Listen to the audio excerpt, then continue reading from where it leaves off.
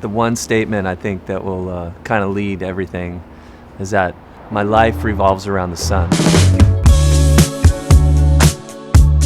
I built this house in 2006. I've got 3 kids. We have a tenant that lives in the back. I have a sauna, an ice bath that's constantly chilling, and we kind of ran into a place where we weren't generating enough energy, and I ran into a Sunrun employee somewhere, and she kind of threw the idea at me, and it was the whole concept of leasing solar. We'll put the system on the roof, we own it. Basically, you're just loaning your roof to us, and that's it.